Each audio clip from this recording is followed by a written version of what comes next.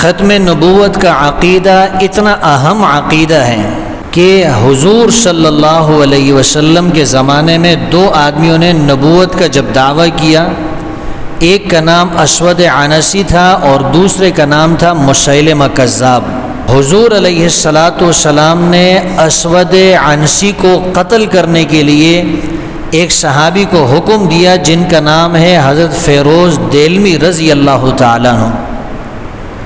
اللہ کے رسول نے حضرت فیروز دیلمی رضی اللہ تعالیٰ عنہ کو حکم دیا کہ آپ نے اسود عنسی کو قتل کرنا ہے۔ اسود عنسی کو قتل کرنے کے لیے حضرت فیروز دیلمی رضی اللہ تعالیٰ عنہ روانہ ہوئے اور اللہ نے ان کو کامیاب کیا۔ حضرت فیروز دیلمی نے اسود عنسی کو قتل کر دیا، لیکن ابھی حضور علیہ السلام کے پاس واپس لوٹے نہیں تھے، ابھی اللہ کے رسول کو اس قتل کی اطلاع دی نہیں تھی کہ اس سے پہلے حضور علیہ السلام دنیا سے رخصت ہو گئے۔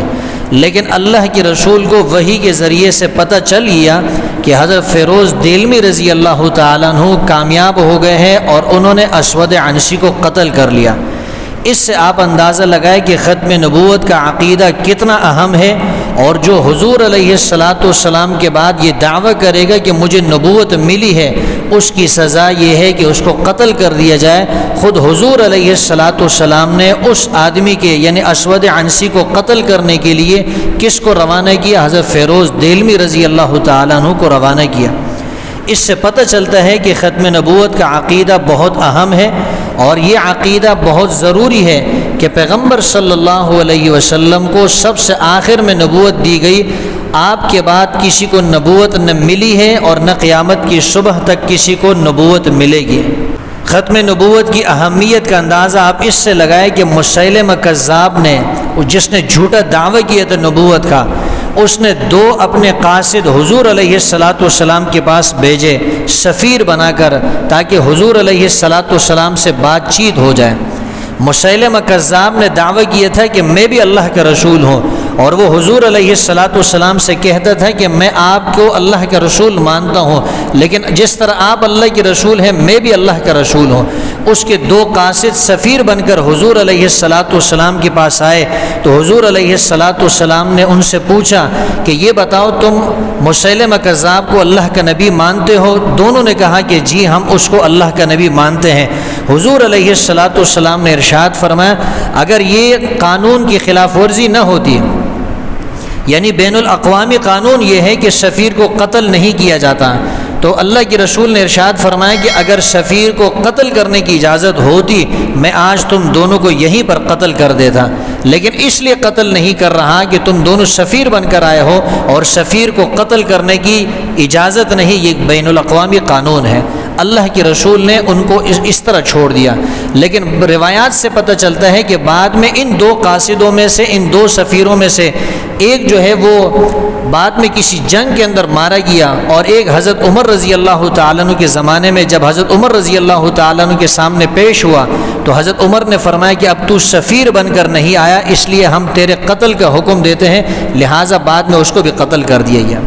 اس سے آپ اندازہ لگائیں کہ ختم نبوت کا عقیدہ کتنا ضروری ہے، کتنا اہم ہے۔ ختم نبوت کا مطلب کیا ہے کہ محمد عربی صلی اللہ علیہ وسلم اللہ کے آخری نبی ہے، آپ کو سب سے آخر میں نبوت ملی ہے، آپ کے بعد کسی کو نہ نبوت ملی ہے نہ کسی کو نبوت ملے گی، اور جو دعویٰ کرے گا نبوت کا، جو یہ دعویٰ کرے گا کہ میں محمد الرسول اللہ صلی اللہ علیہ وسلم کے بعد نبی ہوں یا رسول ہوں، مجھے مستقل نبوت ملی ہے، رسالت ملی ہے، وہ دجال ہے، کذاب ہے، وہ جھوٹا ہے، اور اس نے دین کے اندر تحریف کی ہے، وہ اپنے اس دعوے کی وجہ سے مرتد ہو گیا ہے۔